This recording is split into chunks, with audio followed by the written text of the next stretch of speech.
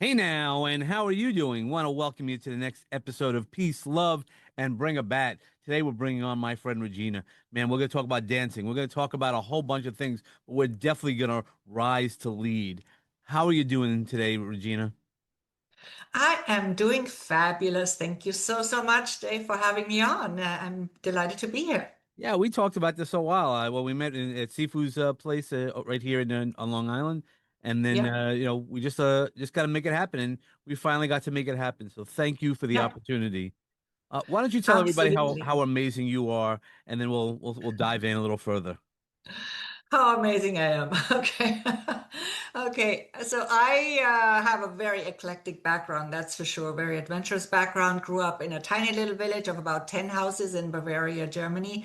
And back then, my world was quite small, but it soon grew bigger when I moved to Munich, first of all, at age 19, and then 26, I moved to Spain. That was my first move abroad. And from there, I've really never stopped moving. And you mentioned dance. Well, I didn't grow up with dance actually, but I added it on later in my life. It's a big passion of mine. I'm not a professional dancer or anything like that, but it's taught me so much over time and definitely has resulted in some really amazing lessons for both business and leadership. And yeah, so as I said, yeah, I spent 7 years in Spain. A total of 16 years at the Boston Consulting Group in several different locations, helped them open a couple of offices in Portugal and Brazil. Lived in Brazil and Argentina twice. The second time, each time with my own business, brick-and-mortar businesses, and then eventually moved to New York City in 2012. And since then, I've also traveled quite a bit again, mostly on the African continent, but also, other places. Spent some time in France, some time in Florida, where I'm currently based with my residence, and my business is still based in New York City. And this is Transform Your Performance. It's a coaching, speaking, and training business. Well, uh, all that experience, I don't even know where to start. But I guess what I'd love to hear is because you've been in leadership your whole life. Most part of your life, right? Not the whole life, right? You had some years like from 0 to 7. You were probably playing with dolls. But other than that, I would love to hear how you see dance matches with leadership because you have been in leadership, and you not that you were always included, but we just always want to look at leadership differently, and you definitely bring a different way to see things, and I'd love to have your perspective on what leadership is and how we can take that dance with clients and things like that. Yeah, let's just start maybe at couple dancing, partner dancing, right? When in partner dance, we typically have a leader and a follower. And they both communicate, but not through words. They use nonverbal communication. So that shows us a lot about the importance of nonverbal communication, because if the leader does not clearly communicate his or her intention through their energy and through their bodies, then we cannot follow them really. And it's also not building trust. So it doesn't feel secure or safe when we dance with somebody who cannot communicate their intention and who are insecure themselves about their next step. So it's really important to have that transparency in that communication and that clarity in that communication. So that's one thing. Because dancing isn't just about steps or rhythm, it's about intention, about energy exchange, about body language, about self expression, and that authentic self expression that we also, in a way, expect from leaders, right, Dave? And when they have that, then we know whether we can trust them. Because if somebody doesn't come across as authentic, then we automatically they have that energy that we cannot trust. And that again has to do with that. We often say that it takes 7 seconds to make a first impression. Have you ever heard that? Yeah, for sure. Yeah. Well, it actually takes much less than that because it only takes about zero point zero 0.07 seconds for our brains to figure out whether we can trust someone. That's our survival mechanism. And that's why it's so fast. It has to be fast. And what does that mean? Our energy speaks faster than our words, and it also speaks usually louder than our words. So, coming back to dance, energy is a very important component there. And it's also a very important component in our business presence, in our leader presence, or executive presence, as we sometimes call it.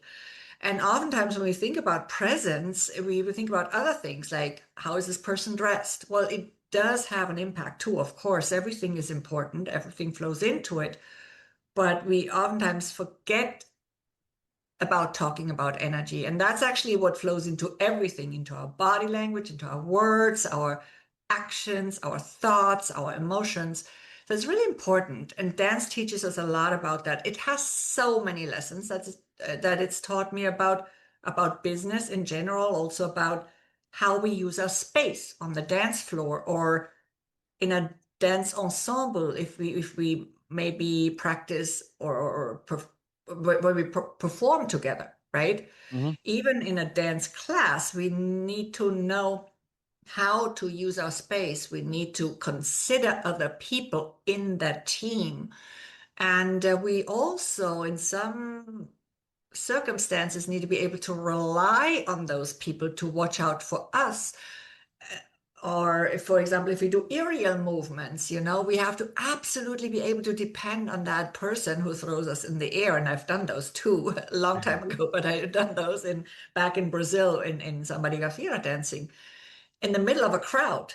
I had to absolutely trust that guy to not just pick me up from the floor, but to actually not drop me to the floor.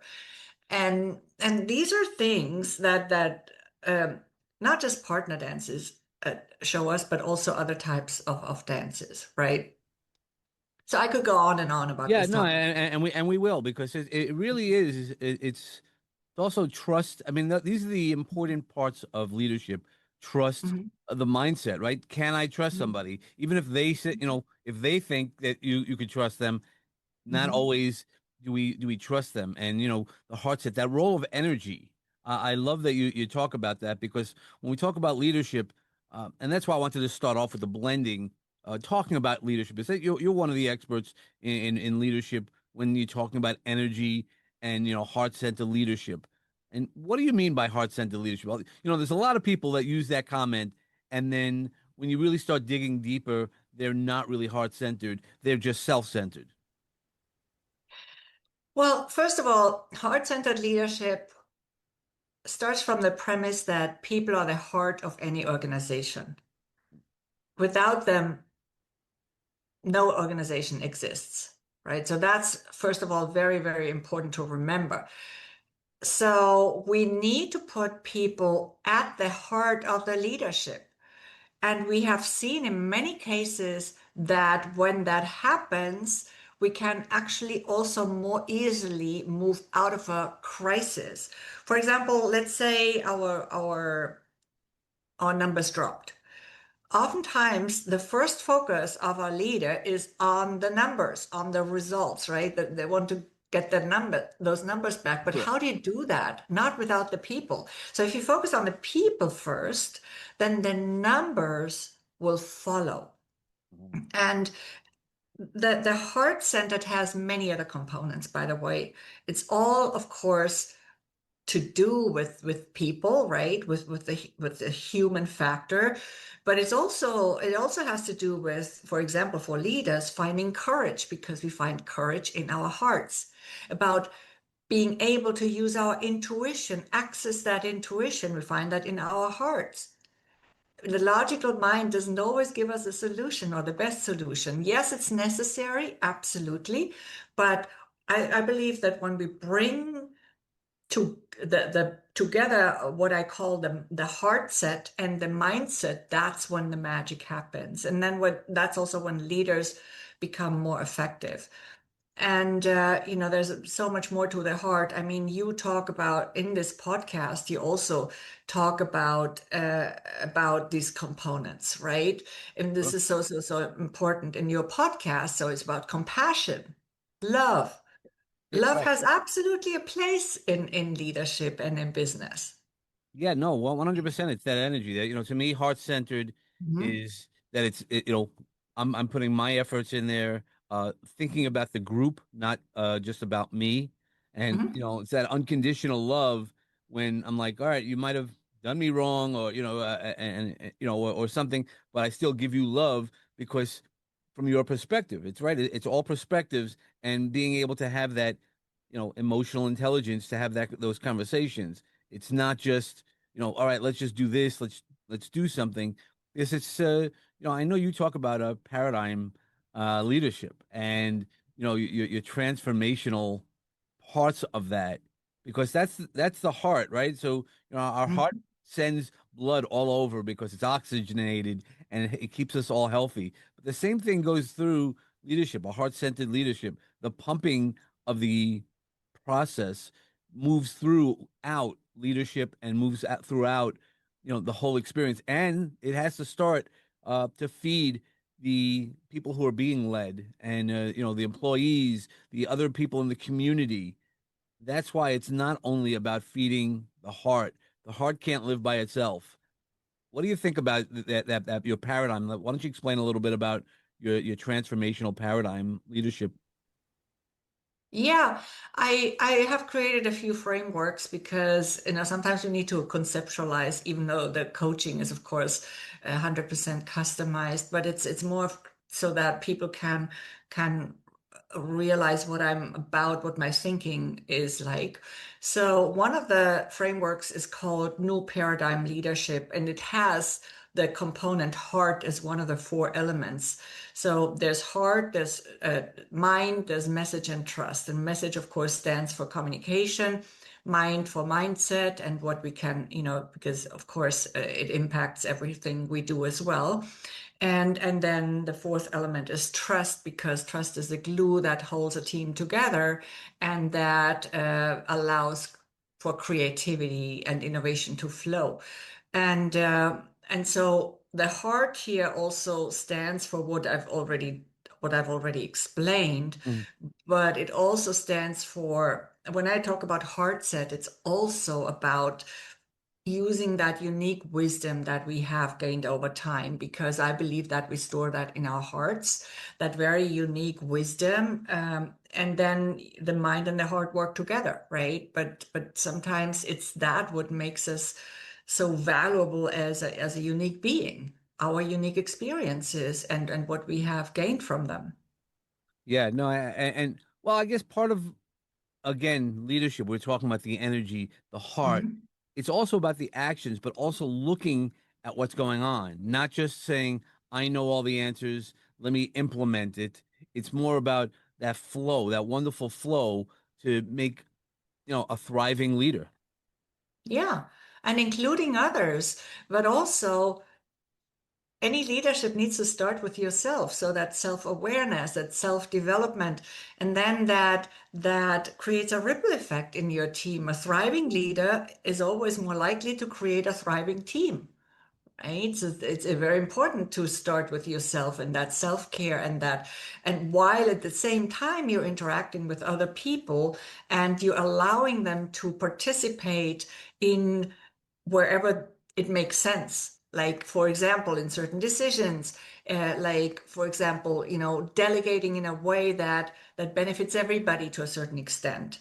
Uh, that's the most effective way to delegate when people feel a part of it, when they feel sometimes a bit challenged, when they feel like they are growing, learning, and when their participation and their contribution count, right? That's very, very important.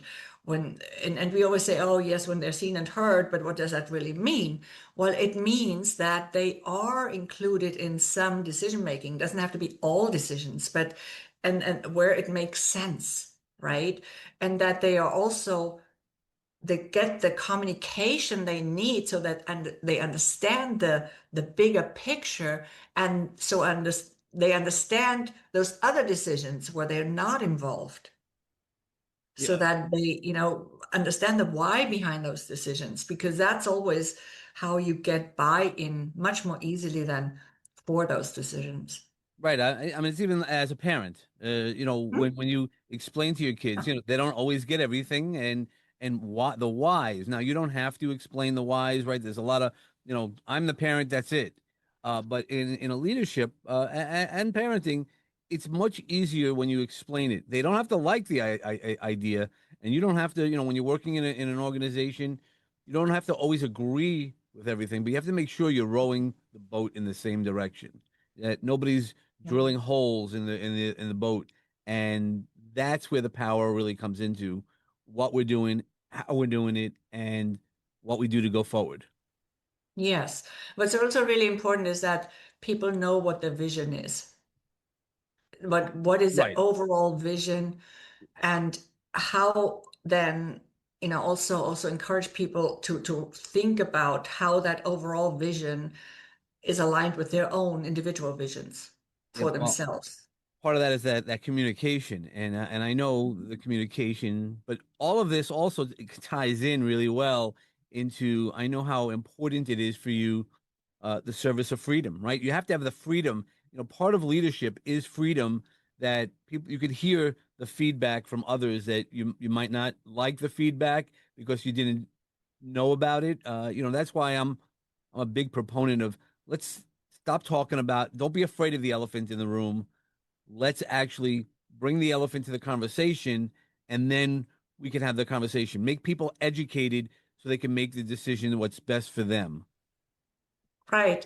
And this freedom is also about, for example, let's just talk about business owners for a moment, right? Like they oftentimes get so caught up in their businesses, and they created a business because they wanted more freedom. They did not want to be employed because they wanted to self-determine, maybe, make their own decisions. And then after a while, they find themselves trapped in the business they built. So it's also about that sometimes, to regain that freedom and to practice this more conscious leadership and self-leadership, where you can bring more, not just more freedom, but also more joy and harmony into your life and into the business again. And again, that will have a positive effect on your team as well. Because this is why I love to work with leaders, David, because they create a ripple effect. Anything, if they go through transformation, their teams will automatically go through some type of transformation, especially in small teams, right? But also in the bigger ones, because it will get conveyed to them in some way, because the leader shows up differently, the presence changes, and all of that. And then, of course, if they want to, they can also actively pass on what they learned through that transformation, and allow others to experience similar transformation as well. Right, because part of the goal of a leader is not only to lead every time they step in a room, it's also to leave that leadership, idea, the methods in the room, for to one, be transmuted for some people, and shaped into the other people's visions of what that is. That's why communication and having that transformational leadership is so important. Absolutely. Yeah, communication is key because but again, it doesn't only happen through words. It happens through so many different components. Yes, it's important what words we use, how we use language, and when we use it and whatnot. However, this is not the only factor. I mean, you're familiar with those studies that tell you that it's actually a smaller factor in our communication package, or combination of things that make up communication, right? But it's just about how you also come across. I cannot say that often enough. As a leader, it's your energy. It's not just the level of your energy, it's the quality of your energy.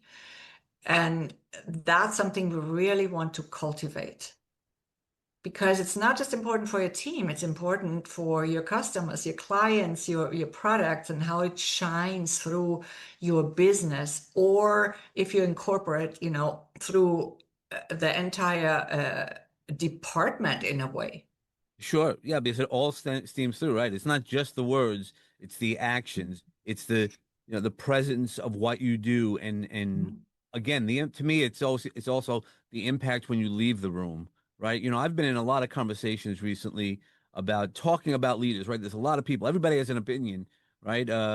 Good, bad, or indifferent, but they won't step up. They're like, hey, Dave, why don't you say this? Like, no, no, no. I'm going to say what I'm comfortable with saying.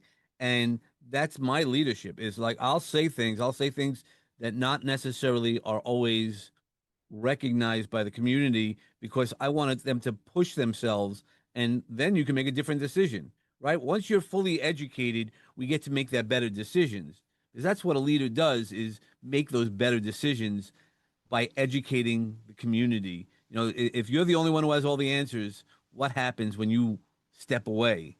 You know, and, Yeah. and, and to me, that's it's a package. It's not just any one thing. That's why you can't just say, I raise my hand and I'm a leader. You can say that, but that doesn't mean that that's going to be.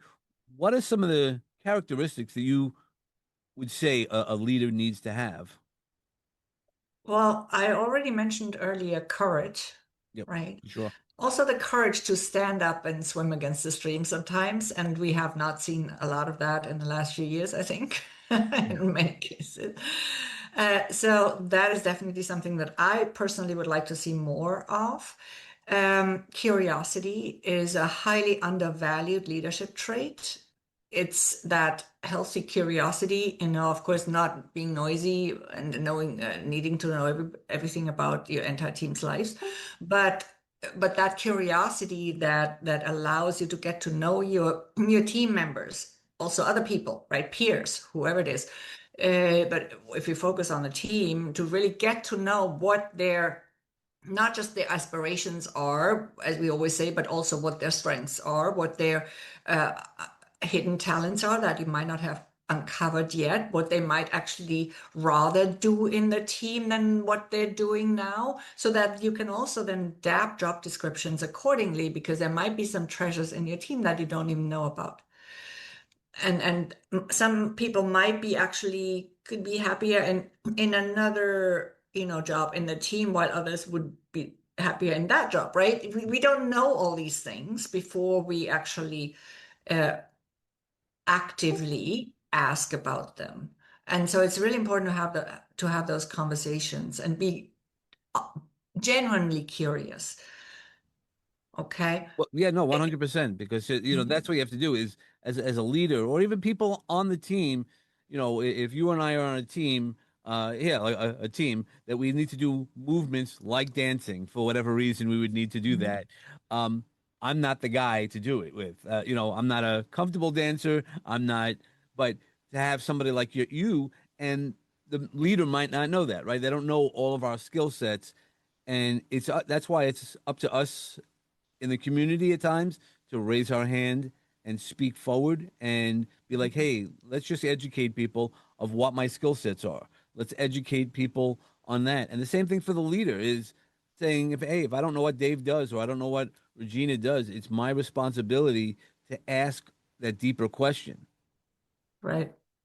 Yeah, and when I say courage, also, David, it's also about the courage to lead differently and to sometimes break away from those conventional success models or leadership success models. Mhm. If we see that there's something else there that might be, worth exploring, and not just stick with old formulas. If they are maybe not even aligned with our values and with who we are as leaders. Because again, it's about this authenticity that we talk so much about. This is a word that is thrown around a lot, but what does that really mean? Are we true to our values and does that come through? And do people know what they are? And Right, and that's that whole part, helping people identify what their passions and why their passions are important, and how is it related to your brilliance? What do you call it when that happens? People who might not diamond in the rough, might not know the value that you see in somebody else. absolutely. I call this the unique brilliance, right? Everybody has unique brilliance. So we want to uncover that. You want to uncover it in yourself as a leader and go really deep with it, because leaders are meant to stand out and not to blend in. So it's really important, but also with your team. And I believe very strongly that the more we know what our own brilliance is, the easier it becomes to see it in others. And the less we also feel threatened by others, and the less we have a need to compete. Mhm. Because it's not about competing, it's about bringing your own brilliance and combining it, complementing it with the brilliance of others. That's what it's about. Yeah, right, and that's what it is. It's George Bush, 1,000 points of light.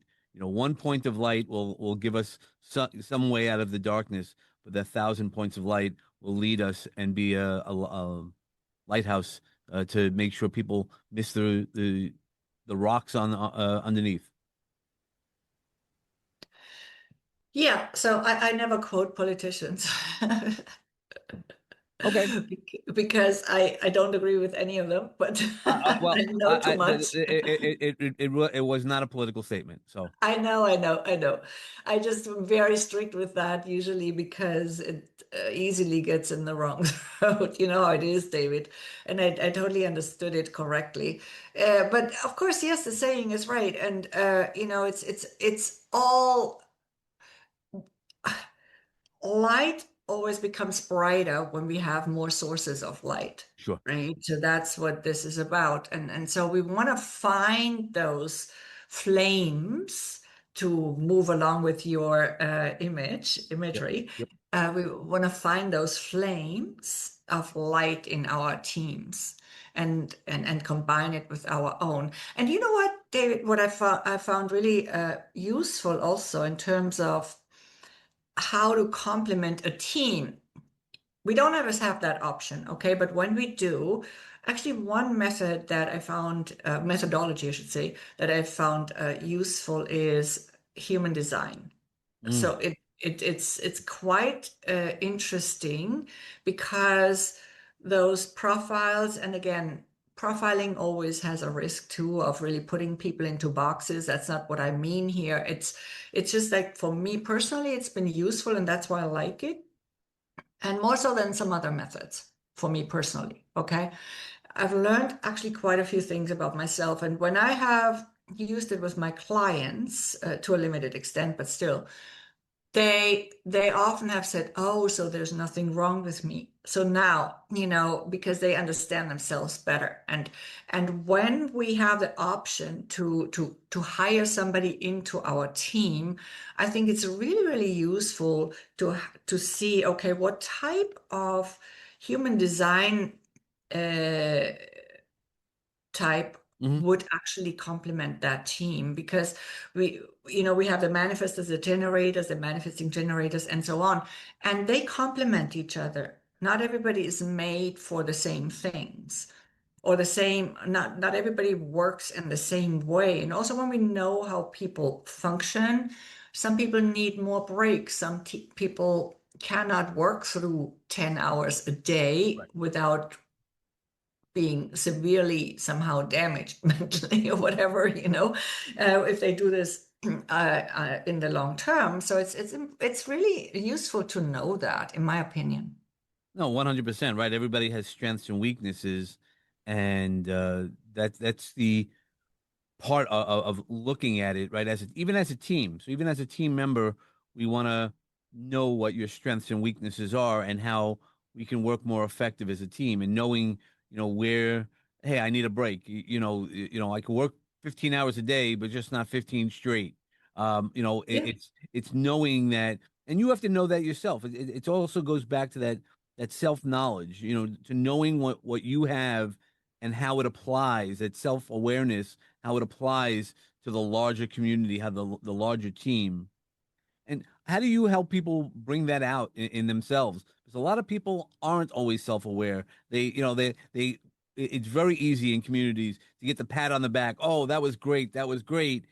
But not everybody has that self-awareness of how others are seeing them, myself included at times. Well, first of all, asking for feedback, right?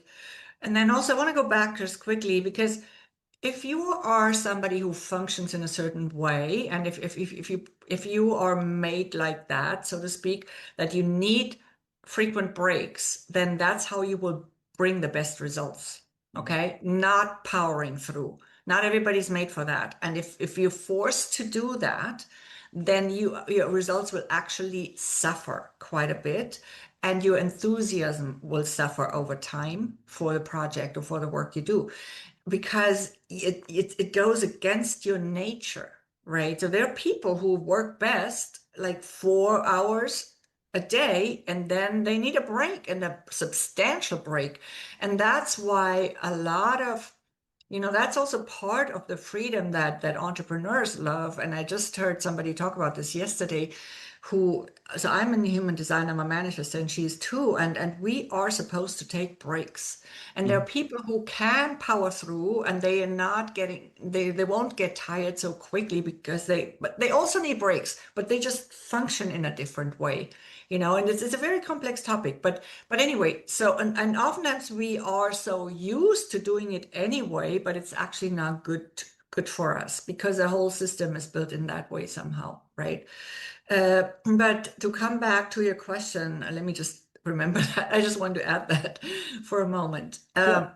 Yeah, so the self-awareness, right?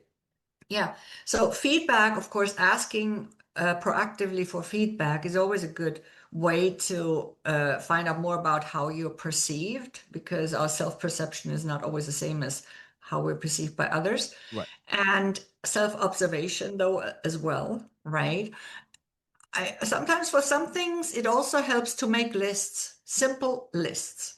Yep. Like, for example, if you want to know more about your unique brilliance and take a deeper dive on that, start with a simple list and list all your talents, your skills, your what you consider positive personality traits, whatever it is, and ask other people too. Again, feedback again. What do they value about you? What do they appreciate? What not so much, maybe. But really focus uh, on those valuable things first, make a list of that, and then that is also then going to help you to actually upgrade your self-confidence, your self-esteem, and it will help you see how much you actually have, because we often underestimate ourselves, and we compare ourselves down Mhm. when we compare ourselves to other people. So that's one thing. And then also you could make a list of all your accomplishments so far, big and small, and really see, if I've accomplished all that, and I didn't really think I could maybe 20 years ago, how much more can I still actually accomplish? And we will notice that our potential is actually limitless, and that of other people too. 100%, right? And as a leader, as people, as part of a community, you want everybody to be unleashed, right? Because rising tide lifts all boats. So I guess it's another politician. But but the the idea is that if we lift each other up, we all rise. It's that's the version of things. Who are some people that who are some of the people that you admire and look into?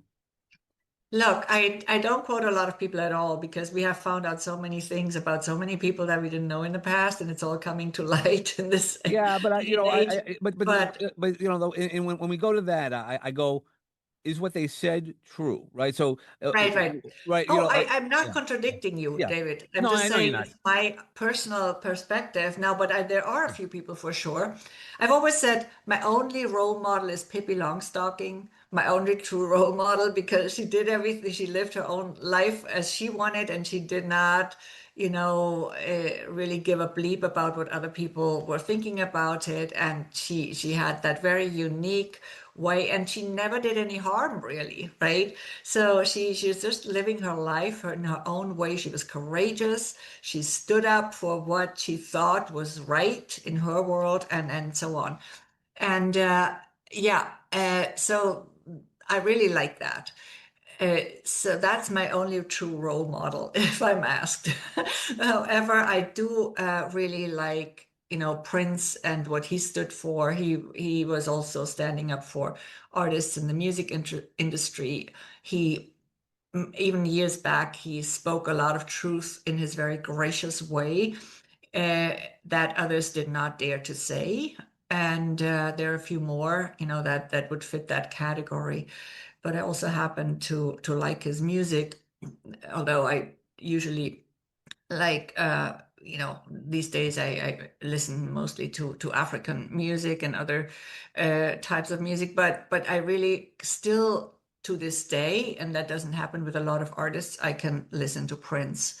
So that's another reason. But I really love this person because of who he was. Yep. Yeah, no, yeah, he's broad. I mean, those are the iconic people who bring thought, no matter what everybody else was, going to say, spoke his truth, and that's where I was going back to, know, what somebody says, their personal lives and all that stuff that gets brought in today's society, but are they speaking truth or are they not speaking truth? Right? If it's Yeah. moving a movement, then we'll go back to the dance because I can't get myself into trouble there. I don't know anything about dance. In that really going through the movement, the conversation, the energy that's put behind the words that we say, the actions that we do, and finding those people who are not always, you know, speaking to the whole organization, the whole world, right? Not everybody's going to get your message, but the right people are going to always get your message, and those are the people you're leading. No matter when you're a very accomplished speaker, you're in a room of 1,000 people. 1,000 people aren't going to always get your message. No matter who you are, I don't care how good you are, uh, but it's those one or two people, and you're in a room of 1,000. You want a little bit more than one or two, but it might only be that one or two. But that's the people that you need.